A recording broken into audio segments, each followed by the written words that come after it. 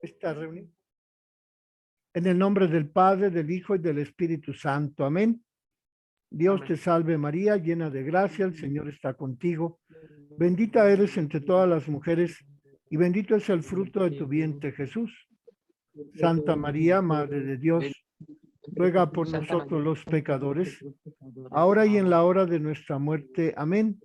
amén. María, Madre de gracia, Madre de misericordia, en la vida y en la muerte, ampáranos, Gran Señora. Lolita, buenas tardes, bienvenida. Buenas tardes, Fray. Bueno, pues estamos viendo este texto del profesor de Fiores en lo que se refiere a las relaciones entre los católicos y el mundo protestante, que está formado por las iglesias que se separaron después de la reforma de Lutero en 1519, 21, por ahí. Y entonces, pues aunque han proliferado las iglesias protestantes, cada vez han sido más los grupos de iglesias que se han establecido en el mundo. Es interesante pues que el texto del profesor de Fiores nos proponga este estudio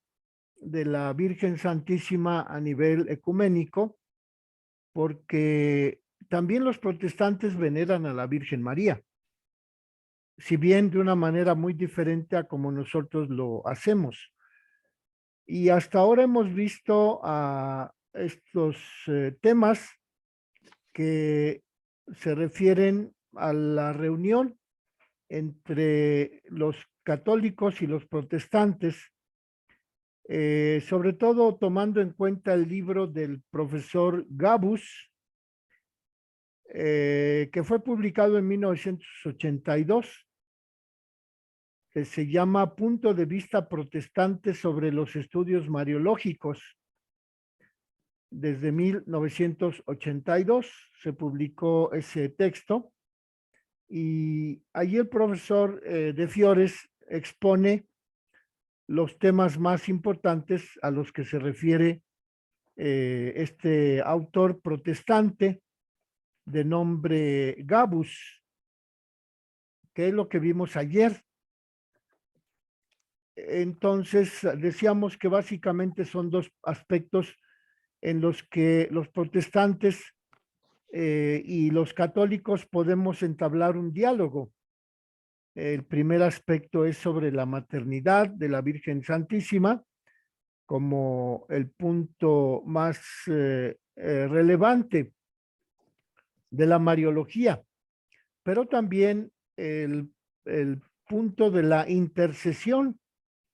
de la Virgen María en relación con los creyentes en Cristo. Dice que los protestantes solamente aceptan la única mediación de Cristo. En cambio, los católicos también aceptan la mediación de María como derivada de la mediación de Cristo. Pero ese es un problema en el que protestantes y católicos no encuentran todavía un acuerdo. Dice el profesor de Fiores que el autor protestante de apellido Gabus comparte los criterios de la Mariología propuestos por la Marialis Cultus, que tiene que verse el carácter cristológico del culto y que debe ponerse el acento en la acción del Espíritu Santo, en la participación de la Iglesia, el contenido bíblico y la armonización de la renovación litúrgica para hablar acerca del culto a la Virgen Santísima desde el punto de vista del ecumenismo, es decir, del acuerdo entre los protestantes y los católicos. Y luego el profesor de Fiores propone aquí el texto de otro autor protestante,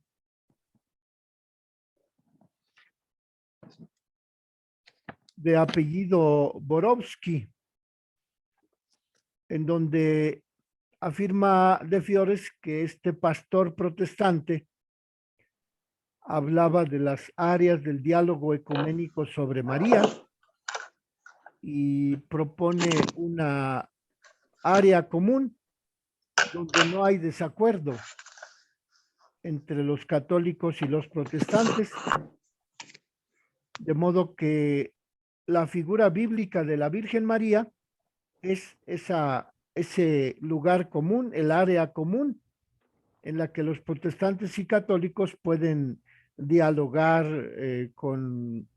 contenidos y con palabras y conceptos comunes, porque desde el punto de vista de la Biblia, la Virgen Santísima se presenta como creyente, como sufriente, como sierva, como madre del Señor. Es decir, que este autor protestante, Borowski, acepta que en el diálogo con ellos y los cristianos católicos se puede hablar de la unidad en la diversidad, y acepta también los dos últimos dogmas marianos, que no poseen una fundamentación bíblica explícita, pero según este autor Borowski, protestante, no son rechazables. De modo que los dos últimos dogmas, el de la Inmaculada Concepción y el de la Asunción de la Virgen al cielo, no son un obstáculo para la unidad entre protestantes y católicos. Dice Borowski que en donde sí hay diferencia entre católicos y protestantes es en cuanto a los títulos que se le confieren a María y en cuanto al culto que se le tributa a María. De modo que Borowski propone que para trabajar católicos y protestantes es necesario definir el área en que no estamos de acuerdo los católicos con los protestantes y ver hasta qué punto el pluralismo permite unir esas dos iglesias, esas dos maneras de entender la vida, la religión, y refundar un ámbito de pluralismo de la conceptualización de la Virgen María para que los protestantes estemos de acuerdo con los católicos, estemos de acuerdo católicos y protestantes. De modo pues que este autor Borowski aborda cuáles son los temas de debate entre los protestantes y los católicos. Y básicamente se afirma que la mediación de María y el culto que se le tributa a María son los temas en donde hay dificultad o hay controversia o hay dificultad de acuerdo entre católicos y protestantes. La mediación de María y el culto que se le rinde a la Virgen. Y dice De Fiores que el tema de la mediación de María, como tema controvertido entre católicos y protestantes, surge en 1974, donde un autor de la iglesia calvinista pone a discusión una diferente interpretación que los católicos dan y que los protestantes también apoyan al hablar de que uno solo es el mediador, puesto que dice que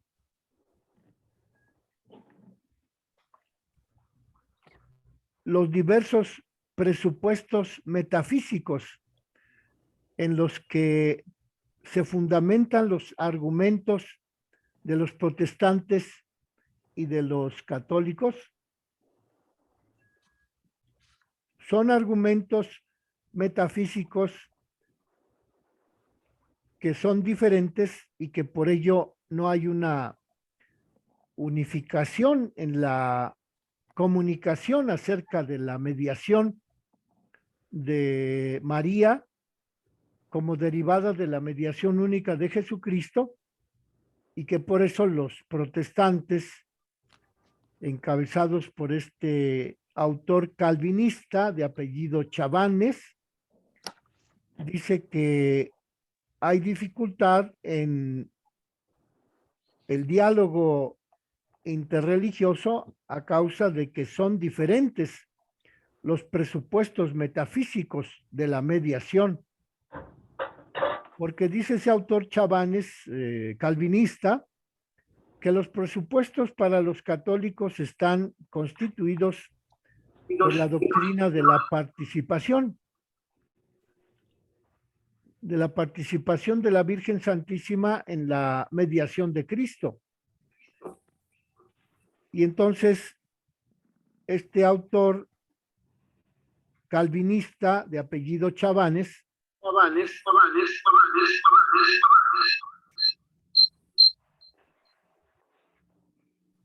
afirma que los católicos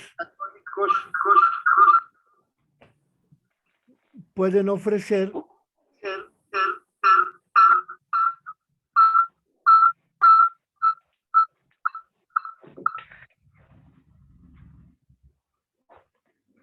un argumento metafísico en donde la mediación de la Virgen Santísima depende del único mediador. En cambio, el presupuesto de la mediación para los protestantes se reduce a una distinción en la que se sitúa a Dios y al hombre en el mismo plano de acción, porque dice este autor calvinista, Chabanes, que si la cooperación entre el hombre y Dios es del mismo orden, entonces es evidente que la acción de Dios en el hombre hace que disminuya la parte que le corresponde al hombre.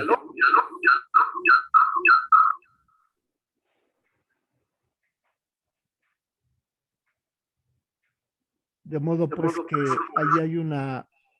diferencia importante acerca de la conceptualización de la mediación. Voy a apagar sus micrófonos porque hay una resonancia que no me deja continuar.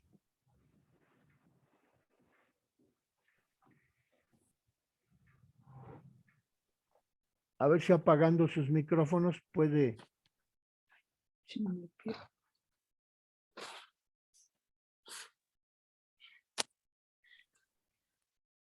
Bueno, vamos a continuar entonces. Que uno de los presupuestos, pues, de la dificultad para el diálogo ecuménico entre los calvinistas y los católicos es el presupuesto metafísico del concepto de la participación,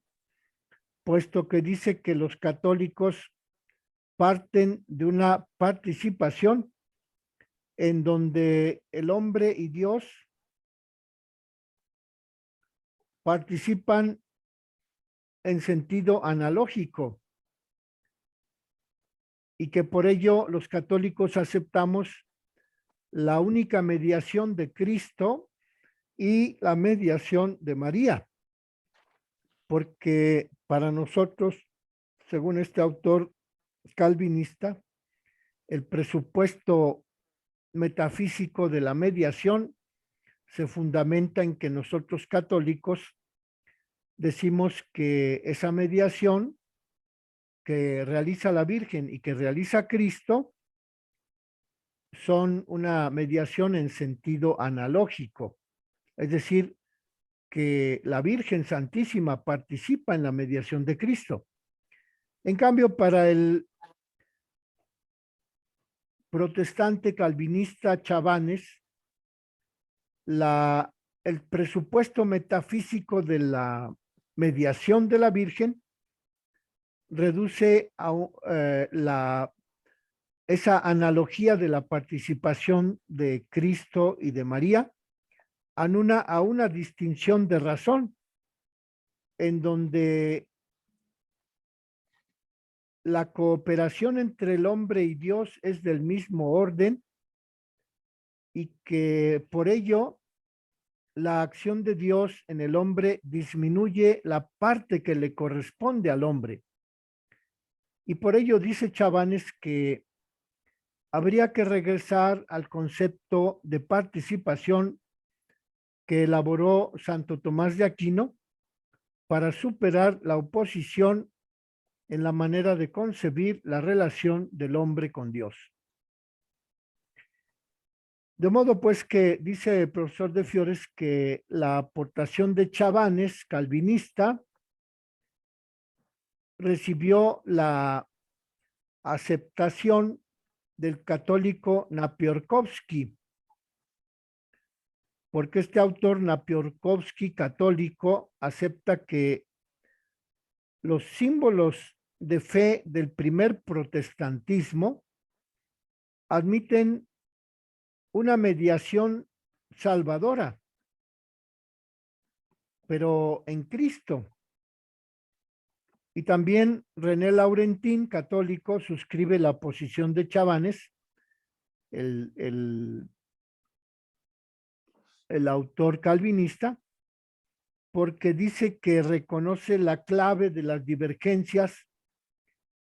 debido a los presupuestos filosóficos y al recurso a la filosofía de la participación. Y entonces, como vemos aquí, tanto Napiórkovski como Laurentin están en el mismo diálogo con Chabanes, el calvinista,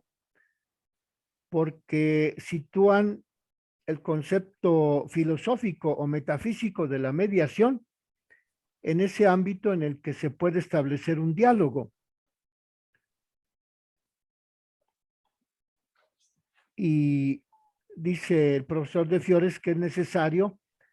aclarar los términos en los que se fundamentan los católicos Napiórkovski y Laurentin y también Chabanes, el calvinista, en este aspecto de la mediación. Y luego dice de Fiores que hay un anglicano, Maskell, quien declara que está en completo acuerdo con los puntos de vista de Chabanes, el calvinista. Y así se levantan voces de crítica radical desde el punto de vista de los protestantes.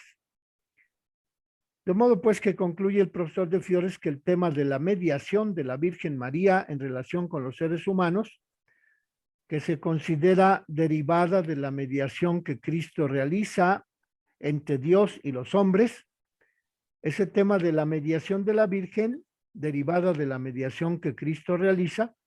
es un tema que está abierto todavía para posteriores investigaciones a fin de que haya un acuerdo entre católicos, protestantes, calvinistas y este otro autor que le veíamos al final, anglicano, para poder recuperar la unión de las iglesias de quienes creemos en Cristo. Después habla el profesor de Fiores que hubo un congreso mariológico internacional en Zaragoza, España, en donde la palabra culto se refirió a la Virgen Santísima y que es una palabra en ese simposio, Congreso Mariológico Internacional de 1979, ese tema de la palabra culto atribuida a la Virgen implica grandes dificultades en muchos cristianos de las iglesias separadas. Por ello, los 22 miembros que firmaron la declaración ecuménica del Congreso Mariológico de Zaragoza de 1979 prefieren hablar de hechos en los cuales se manifiesta la actitud de culto, de modo que se pone una nota de incertidumbre respecto de la palabra culto referida a la Virgen Santísima. Y así en ese Congreso Mariológico de Zaragoza, con el afán de establecer el diálogo ecuménico con las iglesias protestantes, ese Congreso Mariológico se acercó al culto que los católicos rendimos a la Virgen, utilizando las palabras de alabanza, imitación, veneración e invocación. Y con ello se obtuvo un punto de avance en el diálogo ecuménico, porque dice De Fiores que allí en ese Congreso de Zaragoza se dijo que los católicos reconocemos que toda la alabanza cristiana es alabanza de Dios y de Cristo, y que si alabamos a algún santo o algunos santos, en particular a la Virgen como Madre de Dios, esta alabanza se hace para la gloria de Dios, el cual, glorificando a los santos, corona los propios dones, es decir, las cualidades de Dios. La alabanza que los católicos expresamos en la liturgia, en los himnos, en las devociones, en la vida de los fieles, es la alabanza que le tributamos a la Virgen Santísima y está en consonancia con las palabras del Magnificat. Todas las generaciones me llamarán bienaventurada. Por ello, la práctica de alabar a la Madre de Dios entre los católicos se ha convertido en una cuestión de actualidad para todos los miembros de las diferentes iglesias que creemos en Cristo. Entonces, pues, en resumen, el profesor De Fiores nos ofrece este avance que se logró en el diálogo ecuménico a partir del Congreso de Zaragoza, en España, que se llevó a cabo en 1979, y que ahí se vio la dificultad de utilizar el término de culto a la Virgen, y que por eso los que participaron en ese congreso aceptaron cambiar la palabra de culto a la Virgen por esas otras palabras, por medio de las cuales se concluye que las alabanzas que los católicos rendimos a la Virgen están de acuerdo con las palabras de la Virgen en el Magnificat. Todas las generaciones me llamarán bienaventurada. Y así la práctica de la alabanza a la Madre de Dios se ha convertido en un tema común de intercambio, de diálogo entre protestantes, católicos, calvinistas y anglicanos. De modo pues que esta es la parte que nos ofrece el profesor De Fiores acerca de la Virgen María como punto de compartición, punto de diálogo ecuménico entre todos los creyentes en Cristo. Después comienza el capítulo 19 del profesor De Fiores, que lleva por título María, modelo de la recuperación. María espiritual, María popular, María estética. Es decir, es un tema nuevo en donde el profesor De Fiores retoma el desarrollo de la devoción a la Virgen posterior al Concilio Vaticano II, puesto que dice que haciendo coincidir la propia identidad, los teólogos rescatan algunos datos importantes de la revelación y de la vida de la Iglesia que el Concilio Vaticano II no había valorado, tales como la dimensión pneumatológica y la piedad popular. De modo pues que este tema de la Virgen Santísima desde el punto de vista espiritual, desde el punto de vista popular y desde el punto de vista de la estética. Lo inicia el profesor de Fiores hablando de la revelación que encontramos básicamente en la Sagrada Escritura y que no había sido valorada. La revelación no había sido valorada suficientemente por el Concilio Vaticano II en lo que se refiere al aspecto relativo al Espíritu Santo y a la piedad popular. Entonces, para aclarar este tema de María desde el punto de vista del Espíritu Santo, de Fiores pone el título de María, persona abierta al Espíritu, porque dice que la relación entre María y el Espíritu Santo fue uno de los focos de atención que atrajo a los teólogos después del Concilio Vaticano II y que por lo menos en 8 congresos los teólogos posteriores al Vaticano II adoptaron la relación entre el Espíritu Santo y la Virgen María en la historia de la salvación. De modo pues que el tema de la relación entre la Virgen Santísima y el Espíritu Santo también fue un tema que se puso de moda después del Concilio Vaticano II,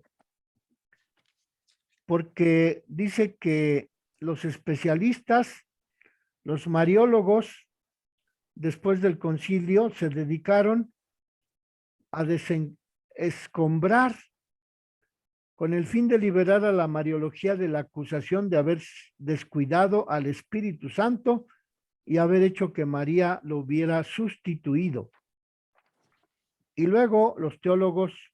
que reflexionaban sobre la Virgen María después del Concilio Vaticano II se dedicaron a una labor de construcción para completar el tratado sobre la Virgen María como un conjunto de afirmaciones fundamentadas en la teología. Y así, cuando el profesor de Fiores se refiere a la objeción formulada por los ortodoxos y por algunos protestantes, en general, también la aceptaron esa objeción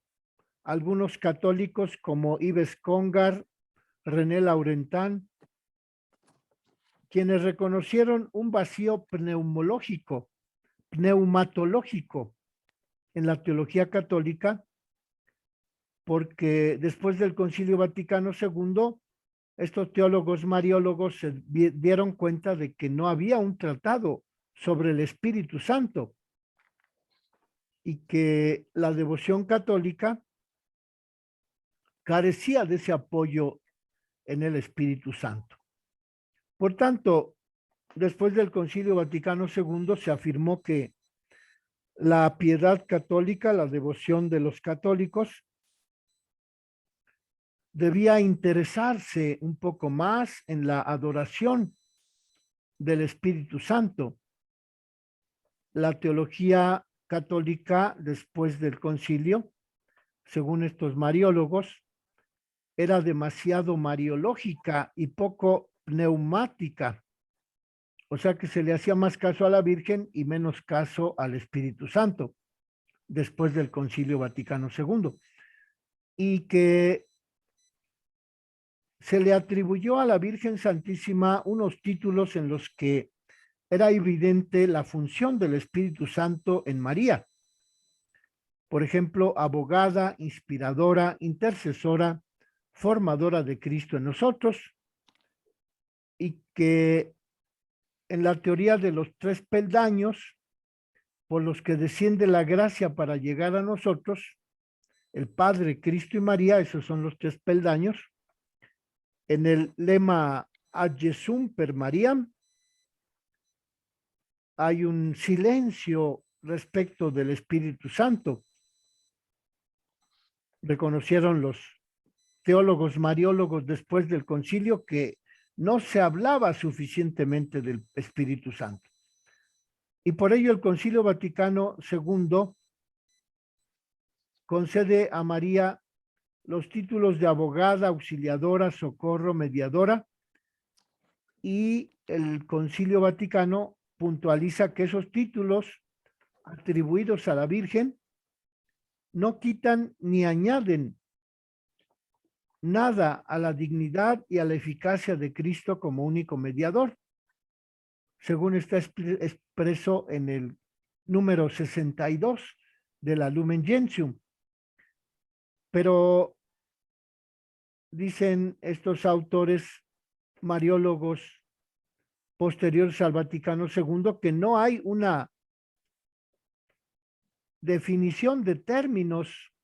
que se refiera al Espíritu Santo, como si lo hay al referirse a la acción del Espíritu Santo en la Virgen Santísima, cuando en el concilio se le llama abogada, auxiliadora, socorro, mediadora. Y todos esos títulos pues provienen de la acción del Espíritu Santo en la Virgen, pero que los teólogos posteriores al Vaticano II descubren que en el texto de la Lumen Gentium no hay una designación igualmente explicativa de la acción del Espíritu Santo en la Iglesia. Por ello, el autor católico Müller dice que es lícito preguntarse que si en lo que enseñó el Vaticano II no se deberá desviar la piedad mariana durante los últimos 100 años hacia una devoción eclesial dedicada al Espíritu Santo. Entonces, en los últimos 100 años, dice este autor católico Müller, que habría que derivar de las enseñanzas que nos propone el Concilio Vaticano II, habría que derivar también las enseñanzas de la devoción de la Iglesia hacia el Espíritu Santo. De modo pues que este es el tema que nos ofrece el profesor de Fiores en este capítulo, que se llama así, María Espiritual, del capítulo 19 del libro del profesor de Fiores, y que yo tengo en la página 398, 399. Y así vamos pues a dejar aquí el comentario al texto del profesor de Fiores, viendo que lo que nos ofrece es una profunda reflexión sobre el Concilio Vaticano II, en donde el profesor de Fiores afirma que no hubo una explicitación igualmente específica sobre el Espíritu Santo, a semejanza de lo que sí explicitó el Vaticano II acerca de la Virgen Santísima, de la acción del Espíritu Santo en la Virgen Santísima, y que quedó expresado en esas palabras: mediadora, intercesora, aquella que actúa por obra del Espíritu Santo. Bueno, vamos a concluir aquí. Dios te salve María, llena de gracia, el Señor está contigo. Bendita eres entre todas las mujeres y bendito es el fruto